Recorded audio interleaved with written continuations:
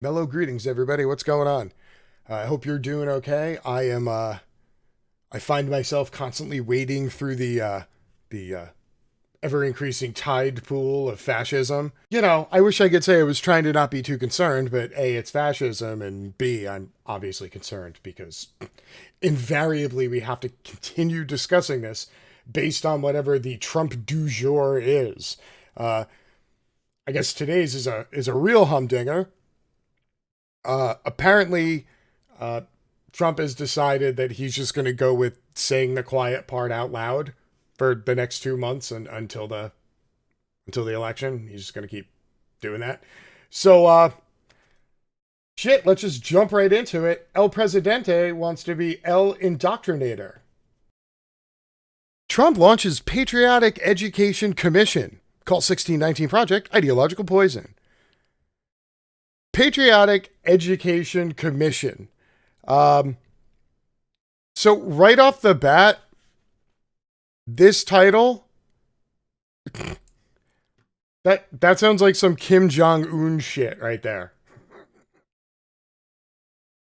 Ooh, oh, y'all are in for a bumpy ride. You better put your seatbelt on because this one is so far off the edge of the map. President Trump on Thursday announced several measures aimed at promoting what he called patriotic education, while blasting progressives' efforts at re-examining American history through a race-critical lens as toxic propaganda. Toxic propaganda, you don't say. Okay, let's hear what you're pushing out that isn't toxic propaganda. Call me curious. At the White House Conference on American History, Trump took aim at the 1619 Project, a series of essays in the New York Times re-examining America's legacy of slavery, which has become a common foil for right-wing politicians, calling it, quote, ideological poison that will, quote, dissolve the civic bonds of America. Well, that sounds serious. If anybody doesn't know what's going on here, recently Senator Tom Cotton wrote an op-ed that he got to put in the New York Times, about how he wanted to send the military in to squash protests, like full on just like send the army in and crush protesters as if they were, dissenters in a country that is currently, I don't know, embroiled in a civil war, maybe. And then the New York Times took a shit ton of flack for it and kind of backpedaled away from it. And Tom Cotton got all angry. So he decided to go full bore against this series of essays that the Times have been working on for a while, the 1619 Project. I wasn't familiar with it until I read up on it today.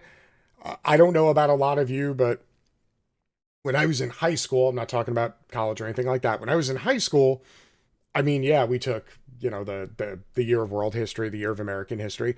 American history, where I came from, I don't know about everybody else, pretty much started with, sometime in the 1700s. Like, yeah, apparently Columbus came over with 3 ships whose names we had to memorize. I still don't know why knowing the Nina, the Pinta, and the Santa Maria is fucking important, but lo and behold, 30 years ago, somebody drilled that into my brain and I was told I had to know it. So those 3 boats came over with Columbus, who was totally planning on coming here and discovering the new land of America. It was right where he thought he would find it. And then some pilgrims came over and they met some Indians and everybody was cool. And then we decided we didn't want to pay taxes. We threw tea into the ocean. Washington had wooden teeth. He crossed a river. We killed the English. America rules. Woo! So I don't know about you, but that was pretty much what I learned in, American history class junior year of high school. Obviously, you go into college and then you go to do your own reading and you learn more context and layers, but that's essentially the crux of American history as it's taught in public schools in America. So, New York Times worked on the 1619 Project talking about what did that first 150 years of America look like, and they tried to do it through the eyes of people who were slaves that got brought over and were either, laboring on quote, infrastructure in between the colonies or were down in the South working on plantations. And So, of course, conservatives freaked out. How dare you talk about slavery or racism? Like, we acknowledge slavery existed. And then Martin Luther King had a dream and we signed a paper and now there's no racism. Stop talking about it. And that's usually the end of the conversation there. So that's what kicked all of this off a couple of weeks ago, just to get you up to speed. Trump also called out what he said is, quote, left-wing indoctrination in schools and in curriculum, which he claimed, quote, views every issue through a lens of race in an effort to impose tyranny and a new segregation. That's right. Talking about the history of slavery and the fact that it existed is an attempt to impose tyranny and enforce segregation. It's right from the Cheeto's mouth. I can't make it up. Trump instead proposed patriotic education, applauding a grant awarded by the National Endowment for the Humanities to develop, in his own words, a pro-American curriculum that celebrates the truth about our nation's great history. So basically, all that boils down to is that Trump wants to be able to take federal grant dollars and give them to private schools that will teach a Eurocentric version of American history. Like, do we not already have curriculum that celebrates our nation's great history? Like, again, I learned all that shit. Hey, some English lawyer who owned slaves wrote a song while he was on a boat, and now we have to watch it get sung before football games with military flyovers. Like, I learned about that, the tea thing in the harbor thing. We had that. George Washington, wooden teeth, Betsy Ross, sew a flag. That's what we learned in public school. Has that changed? Do we not teach that indoctrinating ass half-truth bullshit to kids anymore? Like, because I bought it. Like, I assume most other 17-year-olds or 16-year-olds or 15-year-olds do in this day and age. Maybe I'm wrong. Somebody please let me know.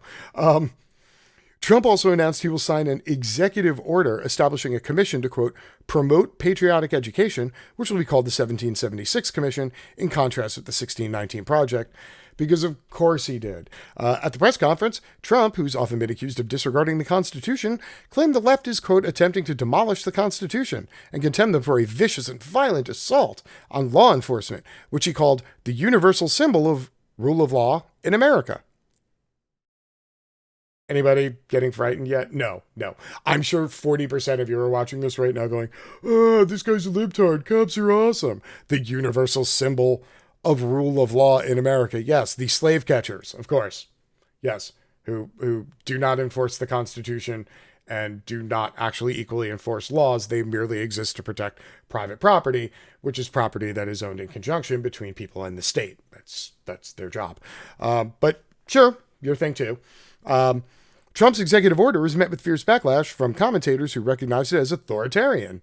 No way. Quote, Kim Jong-un wasn't writing him love letters. It was an instructional manual. Oof. Here's the big quote of the day. The narratives about America being pushed by the far left and being chanted in the streets bear a striking resemblance to the anti-American propaganda of our adversaries. Both groups want to see America weakened, derided, and totally diminished. Okay. Now, I've been taught that growth only comes from, reflection and introspection and self-awareness, and, you eventually acknowledge that something is a problem. Acknowledging that it's a problem is the first step, and then you admit that and you take steps to correct it. And everything that Trump is saying here is we're sick of re-examining history. We're sick of discussing things in any different way than the way we learned when Trump was a kid in the 50s or the 60s. That they just want to go back to that. It's what the whole Make America Great Again thing is about.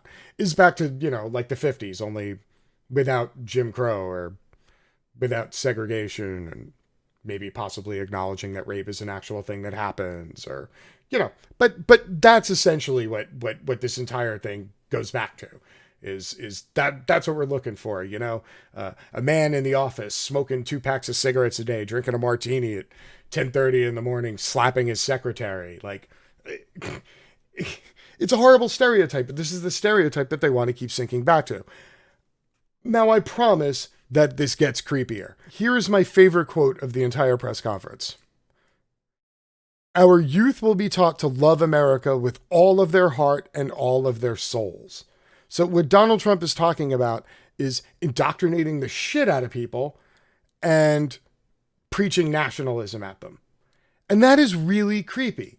See, if you just put a different country in there and you built a sentence around it and like, you know, oh, you know, North Korea is so horrible. You know, Kim Jong-un has got kids, you know, starting at the age of 4, just preaching and repeating sentences about how much they love North Korea with all of their heart and all of their souls. You guys would be like, oh my God, what a horrible dictator. But Donald Trump does it, and he puts the word patriotic in front of it, and y'all are like, woo, tell people more how they gotta love America. Like, that's not supposed to be how that works. Now, the reason why all of this creeps me out,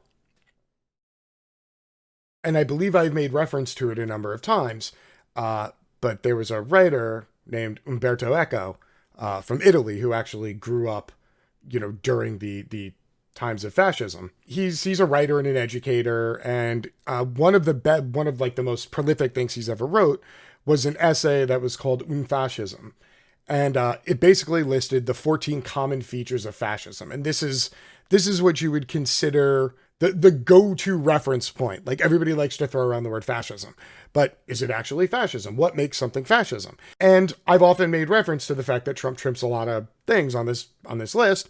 And so now we're going to plug in his call for nationalistic education, and we're going to see how it ranks up and how many of the list of 14 things it covers. You ready? Here we go. The culture of tradition. One only has to look at the syllabus of every fascist movement to find the major traditionalist thinkers. Nazis were nourished by traditionalism and occult elements. Please see Make America Great Again, and people are in basements drinking the blood of babies, and there's an entire conspiracy to continually kidnap children, but Donald Trump is trying to save all of us from those horrible people. Let's see. Disagreement is treason. That's right. If you disagree with Donald Trump, bad things are going to happen to you. Fear of difference. The first appeal of a fascist or prematurely fascist movement is an appeal against the intruders. Hey, I'm really sick of those black and brown people coming in here and trying to force my kids to relearn stuff in a different way that I didn't have to learn at house. Any of this sound familiar? No? Appeal to social frustration. One of the most typical features of the historical fascism was the appeal to a frustrated middle class, a class suffering from an economic crisis or feelings of political humiliation and frightened by the pressure of lower social groups. Hey, black and brown people, will you please stop trying to rewrite history? I'm sick of hearing about how you were slaves. Y'all had that dream thing and the speech and the march and they signed the paper and everybody has equal rights. Please stop talking about it now. We're sick of you brown people wanting to come up to, you know, come further up the ladder because that means we're closer to the bottom. And that possibly can't be the case because we're white Americans. The obsession with a plot. Oh, the long running plot of they're all out to get me. The enemy is both strong and weak. That's right. Schrodinger's anti-fascist. Simultaneously a weak, frail soy boy, but simultaneously a hardened terrorist that can destroy America with a massive amount of explosives and ammunition. Yeah. Schrodinger's Antifa super soldier. Should look it up. It's a thing. Everybody is educated to become a hero. In fascist ideology, heroism is the norm. Stop teaching us about all these slaves. And, you know, I only like soldiers who win, so I definitely don't like slaves, right? Like, John McCain, that guy was a piece of shit. He got captured. I mean, God, what a horrible soldier. I can't believe people even fucking, like, chant for him or think he's a hero or anything. Yeah. No, heroism. That's what we need to teach. I'm sick of hearing about all these loser slaves. We should just have things taught in school about the winners. Like George Washington, you know he's a winner because he's on money, and anybody with money is a winner. Fascism speaks newspeak. All the Nazi or fascist school books made use of an impoverished vocabulary and an elementary syntax in order to limit instruments for complex and critical reasoning. Hate the intellectuals, hate anything that requires thought, decry science, rail against educators. And if you had any other question about what this would look like if it was implemented just in the daily and it was happening right in front of you, right under your nose, and you didn't even know about it, these are high school textbooks. Patterns of Immigration. Between 1880 and 1920, more than 4 million Italian immigrants arrived in the United States, most settled in cities, including New York. I wonder what else they're teaching. What's this? The Atlantic slave trade between the 1500s and the 1800s brought millions of workers from Africa to the southern United States to work on agricultural plantations.